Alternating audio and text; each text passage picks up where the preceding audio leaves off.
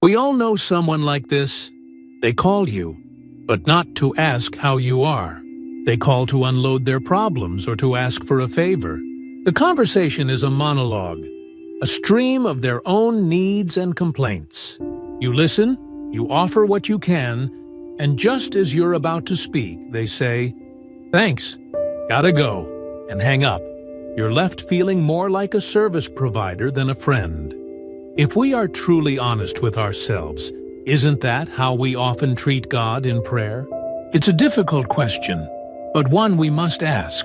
When prayer becomes a one-way street, it loses its power and its purpose, leaving us with a sense of emptiness and a feeling that no one is truly listening. Today, we're going to explore how to change that dynamic for good.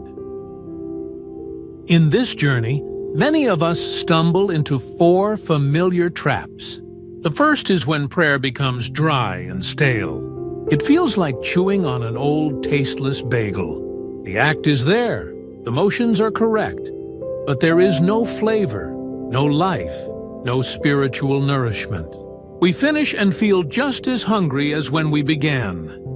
The second trap is meaningless repetition. Our prayers can sound like a broken record, stuck on the same track. We recite the same phrases every day without engaging our heart, a script learned by rote. It becomes a habit devoid of intention, a conversation on autopilot. The third trap is treating God as a celestial vending machine. We insert a prayer, press the button for a blessing, and expect our desired outcome to be dispensed. This reduces the divine mystery of a relationship to a simple, cold transaction. We become customers, not children. The fourth and most dangerous trap is when prayer becomes an annoying chore. It feels like a heavy obligation on our to-do list, something to get over with. When it reaches this point, we will inevitably start avoiding it. And a faith that is not nourished by prayer will, like a plant deprived of water, slowly begin to die. If that's what prayer isn't, then what is it? Forget complex definitions. Instead, hold this image in your mind. Prayer is the mutual, vulnerable pouring out of one heart into another, until the two begin to beat as one. This is a picture of profound intimacy. It's about holding nothing back, emptying the contents of our soul, the good and the bad, into a heart that is ready to receive it. And the miracle is this: one of those hearts is God's. He is not a distant deity, but a living presence who desires this deep, authentic connection with us. To cultivate this kind of connection, we need 3 foundational elements. You can remember them as PHT, presence, heart, and trust. These are the legs of the stool. If one is missing, the entire practice becomes unstable. Think about the feeling of being alone in a quiet room. Now, imagine someone else silently enters. The entire atmosphere shifts. You are no longer alone.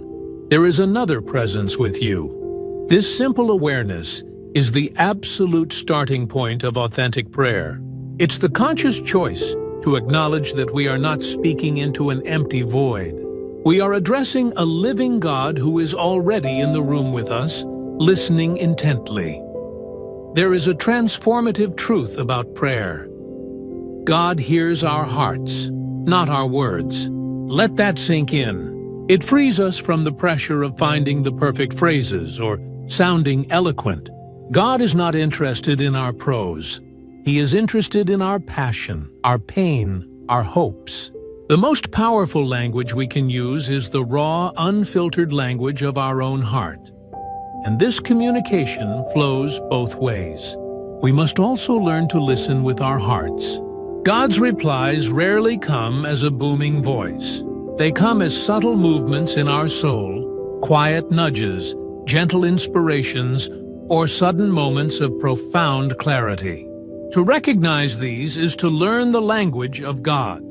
Consider the image of an old-world deep-sea diver in his heavy suit.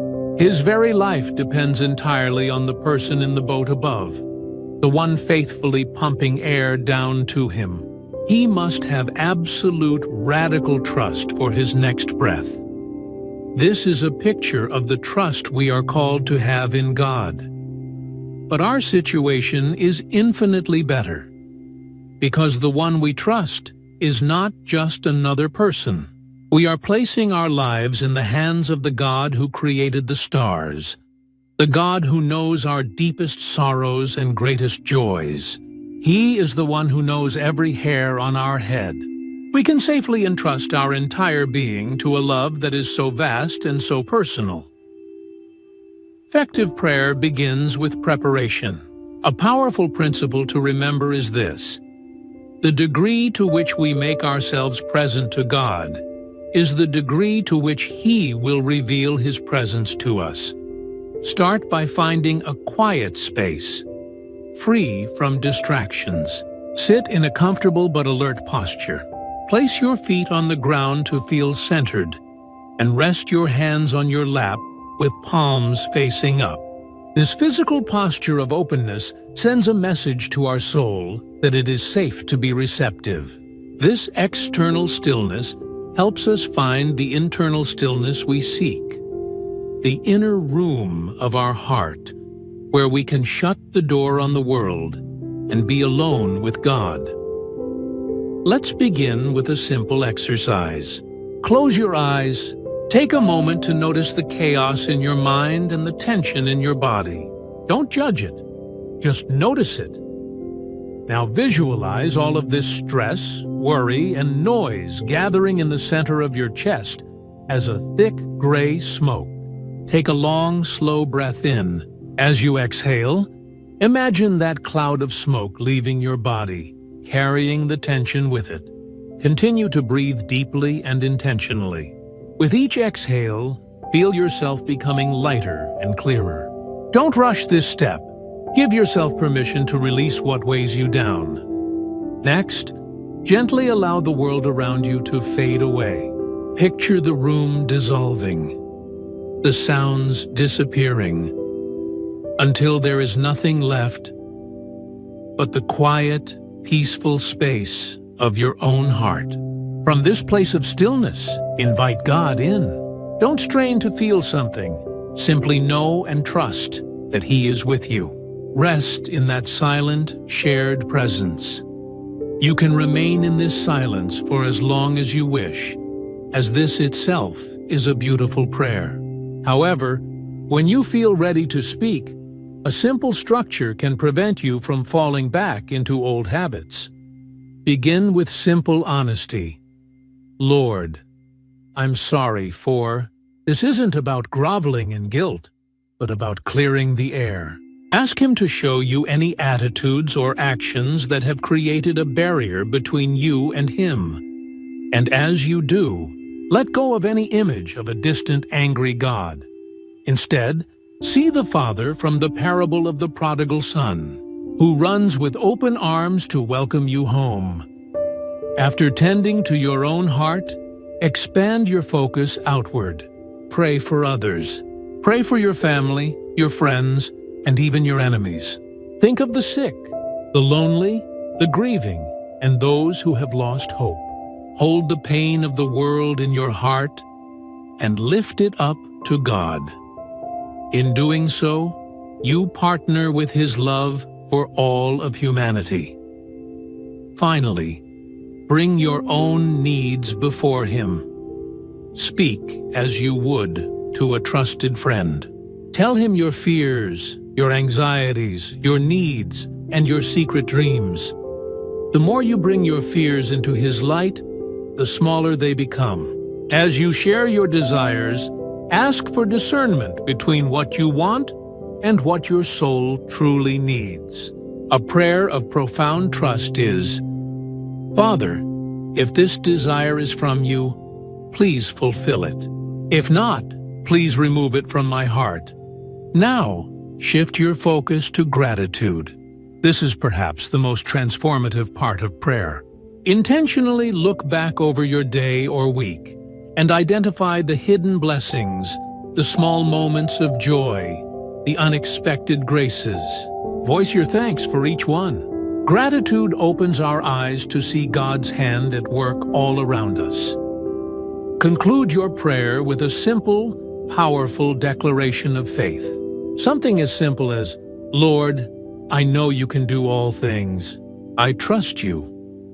This is a final act of surrender, placing the outcomes of your prayers and the course of your life back into His loving and capable hands. There will be days when you do not want to pray. The excuses will be endless. On those days, remember that faith is like a muscle. It grows with consistent effort, not just when you feel inspired. Don't be discouraged by an off day. Simply show up. A few moments of faithful, intentional connection are better than none at all. I invite you to try this approach for 1 week. Don't aim for perfection. Aim for presence. Follow this path of preparing your heart, resting in His presence, and having an honest conversation. I am confident that somewhere in that week, you will have a moment of genuine connection. It may be small, a flicker of peace or a quiet insight. That is the spark. That is the real experience upon which you can build a vibrant prayer life. Ultimately, this entire journey is about a fundamental shift in perspective. It's a shift from monologue to dialogue, from formula to friendship, from a distant deity to a present Father. When we commit to this path, prayer is no longer something we do. It becomes the very heart of who we are, a continuous, life-giving conversation with the God who loves us. If this conversation about prayer resonated with you, and you feel a desire to go deeper, know that this journey is always better when we walk it together. Liking this video is a simple way to help others who might be feeling stuck in their prayer life to find this guide. Sharing it could be the start of a meaningful conversation for someone you know. And if you'd like to continue exploring how to build a deeper relationship with God, consider subscribing to the channel. That way, you will not miss the next step in our journey together. Thank you for listening,